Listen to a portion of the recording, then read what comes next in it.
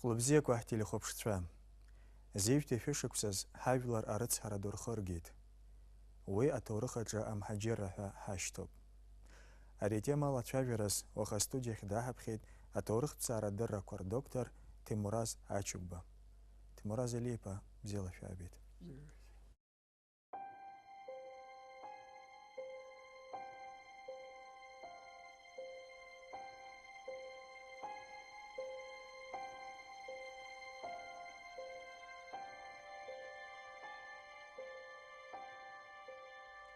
Ҭемураз Алиевич, хотелось бы остановиться на вопросе вообще о понятии махаджерства, насколько оно применимо к той трагедии, которая произошла в XIX веке, и когда возникает и почему этот термин.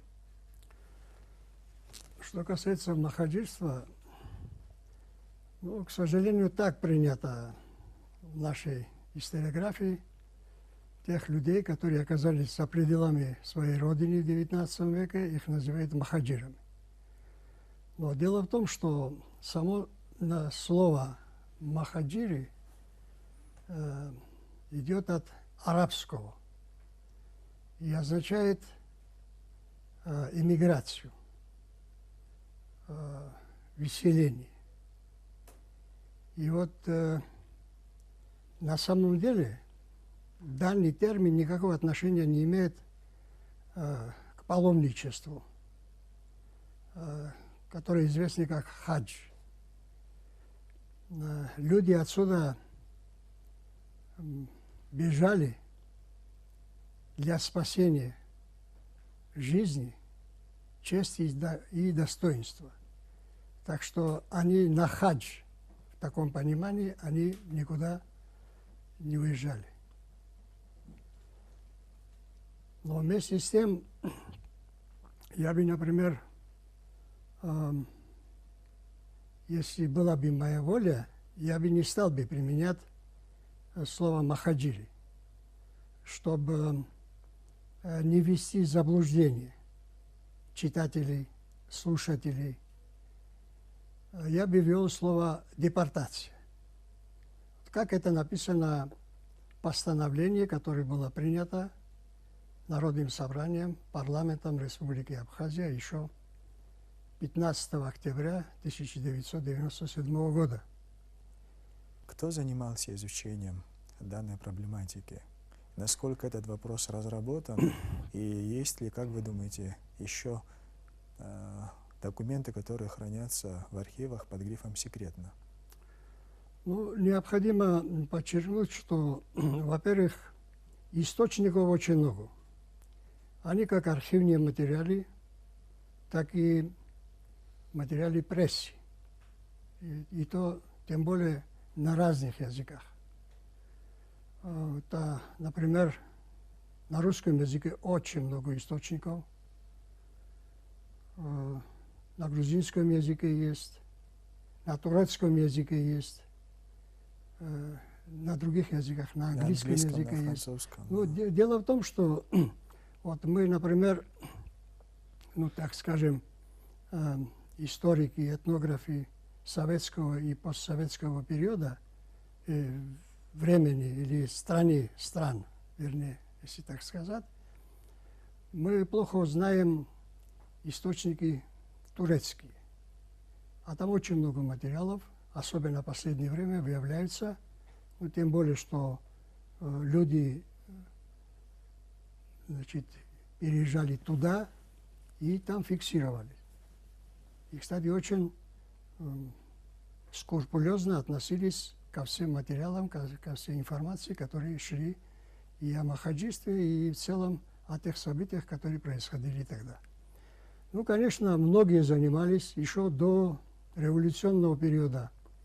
Ну, например, официальный историк, академик Берже, также профессиональный историк и вместе с тем участник войны генерал Фадеев, Ростислав Фадеев, ну, Дроздов. Есть очень много материалов в прессе. Я уже говорил, особенно газета «Кавказ», газеты, которые выходили и в Петербурге, и в Москве, и в Тифлисе. Вот в Тифлисе, которые выходили материалы, ну, вы знаете хорошо, что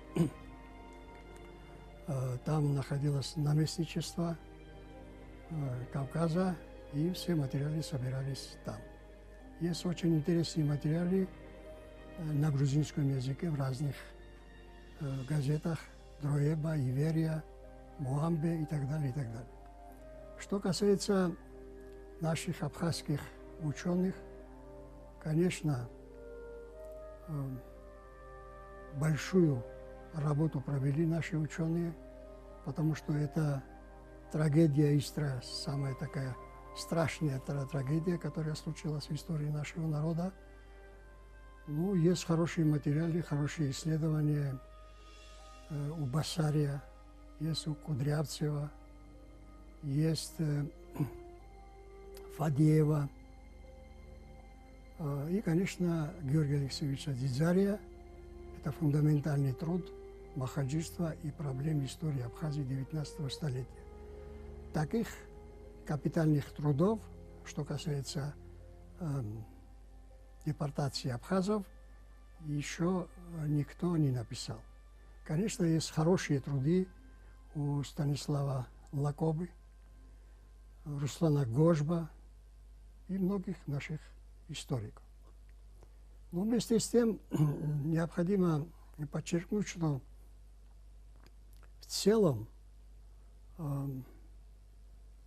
очень многое знаем о трагедии XIX века, которую мы называем депортацией. Но вместе с тем необходимо подчеркнуть, что есть материалы, которые необходимо еще включить в научный оборот. Особенно я имею в виду турецкие материалы, которые хранятся в так называемом Султанском архиве в Стамбуле и других городах Турецкой империи. Ну, наверное, тогда будет вырисовываться полноценная картина. Если провести так называемый критический анализ источников, сопоставления, более цельная картина вырисовывается. Я знаю, что вы тоже непосредственно занимаетесь, и ни одна, ни две работы, посвященные этой проблематике, у вас есть. XIX век — это очень сложный век, и мировые державы того периода преследовали свои определенные цели. И в этой связи Абхазия, можно сказать, что находилась в тисках их интересов. Хотелось бы поговорить отдельно о интересе Запада в лице таких великих держав, как Англия, Франция, непосредственно Османской империи и Российской. Конечно, великие империи имели свои цели здесь, на Кавказе, и Абхазия – это одна из таких важнейших стратегических регионов. Ну, это тот период, когда Российская империя расширяет свои политические границы. Это тот период, когда Султанская империя имеет свое влияние на Абхазию, на Кавказ. В определенной степени, конечно, особенно что касается Восточного Кавказа, имеет свое влияние, имеет иранское государство. Ну, конечно, западные страны тоже были заинтересованы. Это Англия, Франция, особенно Англия, которая внимательно следила за теми событиями, которые происходили на Кавказе. И, естественно, она старалась, что в этой мутной воде, как говорится, поймать рыбу. А рыба – это такая золотая рыба, это Кавказ. Англия всегда стремилась к тому, чтобы здесь обосноваться. Что касается конкретно Абхазии, ну, после того, особенно ситуация изменилась в конце XVIII века, когда, во-первых, Российская империя уже вела военные действия против горских народов Кавказа, особенно после 1763 года, после того, как был построен моздок, и после того, как чуть позже, уже в 1982 году, Потемкин переводит столицу из Астрахани, переводит на Кавказ. Когда идет работа в том направлении, чтобы усилить свое влияние на Кавказе, идут процессы переселения казаков, особенно запорожских казаков, донских казаков, и укрепляется линия на реке Кубань-Терек. Уже к концу XVIII века эта линия объединяла Каспийское море с Черным морем. Это были большие успехи для Российской империи, и, конечно, это все раздражало Турции, то есть Османской империи, и, конечно, Иран и западные страны.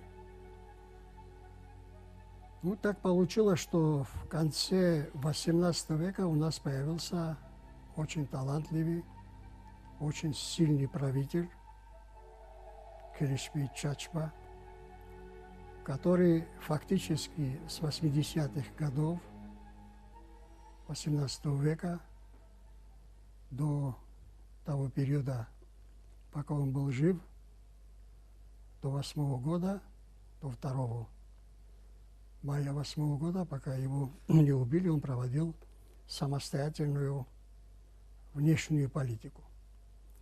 Вот сам факт того, что он переписывался с министром иностранных дел Наполеона, Талейраном, я думаю, что это говорит о многом.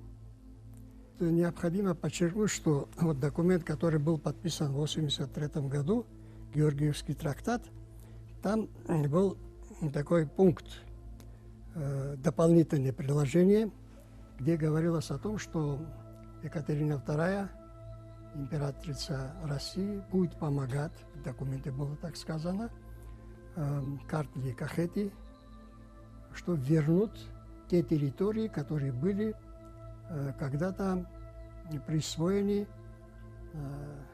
Турцией, Ираном и другими соседними государствами. Это означало того, что территория вокруг Тбилиси будет расширяться, и в том числе и за счет территории Абхазии тоже. В течение XIX века между Российской империей и Османской не раз вспыхивали войны. Яблоком раздора в том числе был Кавказ и непосредственно Абхазия. Вот к чему все это привело в конечном итоге? Ну, у России и Османской империи, конечно, были более такие масштабные цели и задачи, чем Абхазия. Но Абхазия играла, конечно, такую ключевую роль. Потому что если Россия утвердится на территории Абхазии, это означает того, что будет расширять свое влияние на северо-запад, и этим самым будет оказать более такое жесткое влияние на борьбу северокавказских наших братьев. Конечно, эти военные действия, естественно, оказывали влияние, и вот особенно война, которая проходила между Россией и Турцией, и, кстати, между Россией и Ираном, они сыграли такую положительную роль для России, чтобы расширить свои границы, но отрицательную роль для Абхазии, которая еще не признавала свое вхождение в состав Российской империи. Необходимо говорить еще о том, что вот за этот период времени после 10 года, после манифеста значит, царя, императора Александра I, много раз были выступления, восстания абхазов. И вот, например, в 2020 году настолько обострилось абхазо-российские отношения, что император России поставил вопрос о выводе российских войск из Абхазии. Но тогда принципиальная позиция Ермолова, генерала Ермолова, что он даже начал угрожать, что если вы будете такое решение принимать, я уйду со своего поста. Естественно, Александр I не хотел, чтобы такой генерал, как Ермолов, который не щадил никого и проводил политику такую, какую хотела сама империя, так что пришлось отложить. В 2021 году было выступление абхазов, в 2024 году, в 2030 году. Потом экспедиции были против дальцев и цабальцев в 1935 году, в 1937 году, 1941, 1942. В 1846 году горцы провели, вот в источнике это так написано, около 88, не около, наверное, точно 88, нападений на те укрепления, которые были воздвигнуты на побережье Черного моря. Я имею в виду Адыгские побережья, Абхазо-Убыха, Адыгские побережья Черного моря. И вот, например, в 1858 году командующий войсками, российскими войсками в Абхазии, Лорис Меликов прямо говорит о том, что мы город Сухум заняли в 2010 году, но фактически мы не можем владеть этой территорией. Не только мы только город Сухум, там Лихни, там несколько пунктов и так далее. Так что эти процессы, конечно, тоже сыграли такую огромную роль, что отношение, значит, местного населения и российской военной власти, которая присутствовала в Абхазии, они, конечно, были очень сложные. Это тоже повлияло на то, что Россия ставит вопрос о выселении горцев северо-западного Кавказа. Я хотел бы вот привести такой документ, ну, название пока документа. Вот мы, когда говорим о переселении, это не какой-то, скажем, воля была какого-то одного человека там, или генералов там, и так далее. 10 мая 1862 года император Александр II подписал положение о заселении предгорий Западного Кавказа. Вот на основании этого документа, хотя этот документ был подписан позже, но этот документ действовал. Действовал из-за того, что еще в 1857 году, когда представил свой план, новый план покорения Кавказа, тогдашний начальник главного штаба Кавказского корпуса генерал Милютин об этом говорилось тогда. И вот что интересно еще, знаете, 1957 год совпадает с документом, который был принят султаном. Султаном был принят документ о том, что вот какие льготы предоставлять тем кавказцам, которые переедут жить на территории Турецкой империи. Это совпадение или не совпадение, я не могу сказать, но факт то, что такие материалы существуют. Еще не говоря о том, что российские генералы, в том же вот известный нам, которого я уже назвал, Лорис Меликов, генерал, в 60-м году, 1860 году специально ездил в Турцию для того, чтобы уговорить турецкое правительство, чтобы из Кавказа, когда приедут, что из Кавказа, что переехали, ну, тогда он договорился до 3000 семей, чтобы турецкие власти приняли. Вот что касается самого вот процесса выселения. В марте 1864 года наместник Кавказа Романов по вопросу выселения абхазов Александру II писал: «Будем действовать осмотрительно, но решительно, чтобы окончательно очистить все Черноморское побережье». По его словам, непременным условием окончания войны должно стать совершенное очищение восточного Черноморского побережья и переселение горцев в Турцию. Для облегчения всего последнего я предполагаю разрешить употребить казенные суда и компанейские пароходы. Это цитата. Вот тот же известный генерал и историк Фадеев открытым текстом писал. Это уже после того, как уже российские войска от генерала Геймана подходят к границам Убихи. Кавказ был завоеван, но оставалось еще выселить вновь сдавшиеся племена. Псху, Ахчипсоу, Аибго, ну как он пишет, Джигети, да и сами Убихи. Далее он писал: довольствоваться покорностью этих племен, не трогая их с места, мы никак не могли. 3 года мы ломали абадзехов для того, только чтобы добраться, наконец, до берега и очистить его от неприятеля. Горцы на берегу – это была бы новая Кавказская война в перспективе при первом пушечном выстреле на Черном море.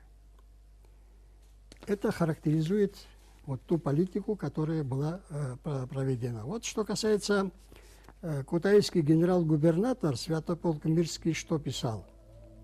Уже после восстания 1966 года, 27 октября, на имя начальника Кавказского горского управления Старосельского: одно только есть радикальные средства для устранения всякой для нас опасности со стороны Сухумского отдела. Это выселение в Турции жителей Абхазии. Он считал, что если решиться на такую меру, то есть выселение абхазов, то всякие другие соображения сделаются излишними, и вопрос закончится раз навсегда. Таких материалов очень много. Это, кстати, один из тех генералов, который принимал активное участие в выселении садцев в 1864 году. Он командовал одним отрядом. 4 отряда тогда пошли в сторону Ахчипсу, 4 отряда генерала Геймана, генерала Граббе, Шатилова и один из, значит, отрядов. И там очень много было, кстати, грузин, и в том числе Имеретинский полк и так далее, то, что потом назвали Имеретинскую долину, назвали. Так что они принимали активное участие в покорении горцев северо-западной, а сейчас принимал уже активное участие принимал и в выселении абхазов 1967 года. Лазарь Ильич, хотелось бы поговорить вот об итогах этой депортации. Ну, наверное, это самая трагическая страница в истории нашего древнего народа. Ну, бывали, конечно, войны, враги приходили, погибали люди погибали, но после того, как война заканчивалась, время проходило, дети оставались, и генофонд восстанавливал свои потери постепенно, годами восстанавливал. А после того, когда народ, как говорится, на корню уничтожается или выселяется, тем более выселяется, там уже ничего хорошего не ждать. Поэтому вот после 1977 года, после 1977-1978 год, вот источники говорят о том, что даже вот в некоторых источниках говорится, что в Абжуйской Абхазии осталось 13 тысяч человек. А есть еще такие источники, где говорится, что от реки Алцга дальше туда и Бзип, естественно, и еще дальше, абхазов осталось 5000 человек. Ну, больше, например, мне так кажется, что около 15, наверное, осталось с теми местами, которые вот, сохранились к концу 1978 года. Потом постепенно идет возвращение, но очень медленно идет возвращение. Потери были колоссальные. Это была, конечно, гуманитарная катастрофа.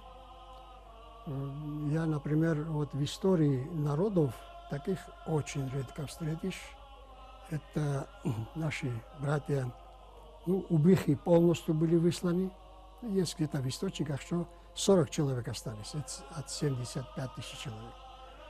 Ну, что касается адыгов, есть специалисты, которые утверждают, что 10% осталось. Есть специалисты, которые утверждают, 5% осталось. От общего числа. От общего количества адыгов. Вот по нашим данным, примерно до 15-20% от абхазского населения осталось здесь.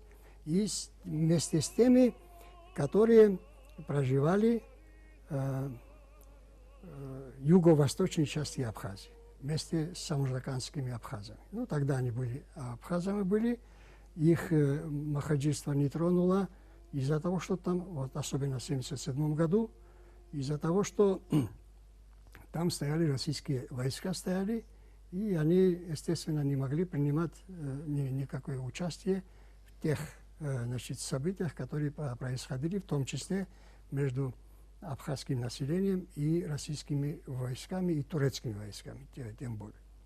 Так что вот этот 15-20%, которые осталось, вот мы, например, на сегодняшний день, абхазское население, которое сегодня проживает в Абхазии, мы в основном из того населения, которое я уже исключаю, галское население. Примерно вот по данным 1986 года, по семейной переписи 1886 года, около 30 тысяч человек проживало в Самужаканской Абхазии, а остальные Абхазии проживало тоже около 30 тысяч, около 60 тысяч человек было у нас. Так что потом время проходит, идет колонизация идет постепенно. Вот к концу XIX века уже по переписи абхазское население уменьшилось, значительно уменьшилось за счет, я имею в виду, за счет переселения. Вместе с переселением идет еще ассимиляция, тоже Самужаканской Абхазии. 15 октября 1997 года Народное собрание, парламент Республики Абхазии, принял постановление об акте депортации абхазов Абаза в XIX веке. Что это за документ? О чем говорится? Это документ, который дает политико-правовую оценку, о чем мы говорили только что, о выселении абхазов в XIX веке, абхазов Абаза. Документ был, кстати, принят единогласно. Это был второй созыв Народного собрания парламента Республики Абхазия. Здесь дается оценка, и потом даются отдельные пункты по поводу тех событий, которые происходили в XIX веке.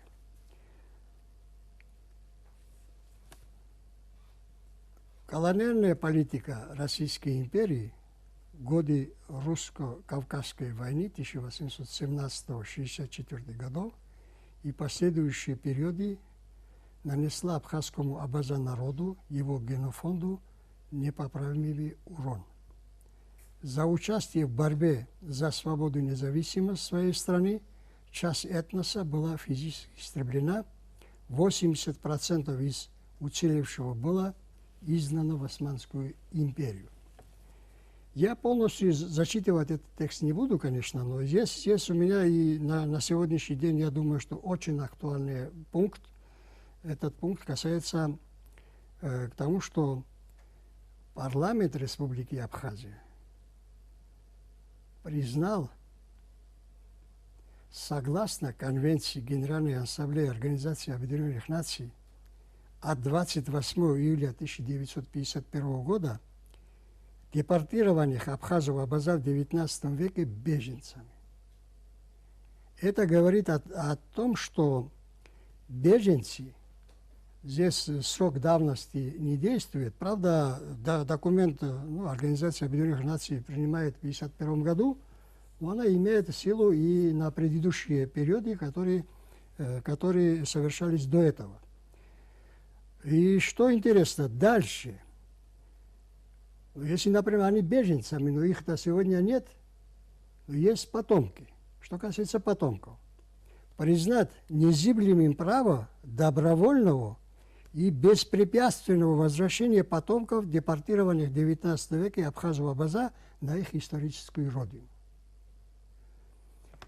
Дальше парламент обращается в Организацию Объединенных Наций, ОБСЕ, СНГ, другие международные и региональные организации российскому государству как правопреемнику Российской империи и Советского Союза с просьбой об оказании необходимой политической, материальной и гуманитарной помощи процессу добровольной, беспрепятственной репатриации и интеграции потомков депортированных в XIX веке абхазов и абаза. Ну, дальше уже парламент дает поручение своим комитетам, комиссиям, что дальнейшую работу они продолжили в этом направлении, опубликовали прессу и так далее, и так далее. Я думаю, что этот документ имеет действительно важное значение для того, чтобы мы могли дать правильную оценку тем событиям, которые происходили тогда. Ну, историки пишут, этнографы пишут, скажем, литераторы пишут там и так далее, об этих событиях очень много пишут, но вместе с тем они по-разному дают интерпретации разным событиям, разным фактам. А все-таки в государстве должна быть единая такая оценка, парламентская оценка, выше этого ничего не может быть. Парламентская оценка, которая объясняет нам, нам, гражданам Абхазии, что это была депортация, что эти люди, которые там оказались, они не просто, как некоторые сегодня говорят, что они уехали, встали и уехали, или кто-то их забрал, кто-то их обманул и так далее. Ничего такого. Они являются беженцами. То есть они убегали от ужасов войны, от тех процессов, которые происходили в Абхазии. Или можно было оставаться здесь и умирать, или уехать. И они, конечно, не знали, что там будет дальше, но вместе с тем они спасались. Так что тот факт, что они являются беженцами, это имеет большое значение для нас. И после этого парламент принимает закон, о репатриации. Парламент принимает, это очень важный документ. И, что еще не менее важно, в новом в законе о гражданстве Республики Абхазия, который был принят, это уже третий созыв был. И, кстати, я тоже принимал участие при разработке этого документа. Там говорится о том, что все абхазы, которые находятся, где бы они находились, в каких странах бы ни находились они являются гражданами Республики Абхазия. Это в Конституции записано. Да, и в Конституции записано, и в законе конкретно указано об этом. Это очень важно, потому что это есть как раз вот на основании международного права, это есть право крови. Вот человек, где рождается, где рождается, он становится, может и становится гражданином этого государства, но вместе с тем он есть гражданин по крови, то есть по отцу или матери он является. Я, кстати, думаю, что нам надо обратить на это внимание. Вот если, например, здесь есть две правила, вот, например, что касается гражданства, которые рождаются дети, да, есть право крови и право земли. То есть право земли означает того, что где родился, там и становишься гражданином того государства.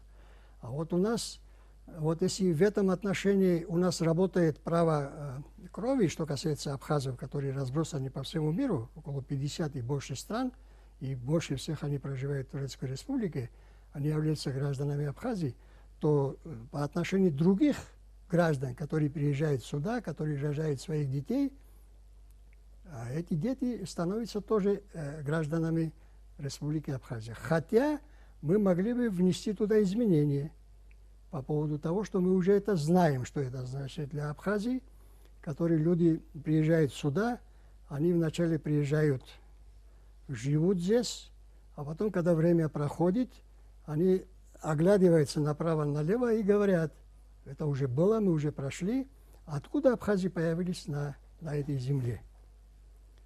И даже поднимают оружие. Мы знаем войну, которую мы прошли, почти подавляющее большинство грузинского населения, которое тоже пришло сюда после махаджиства, основная масса, они подняли оружие.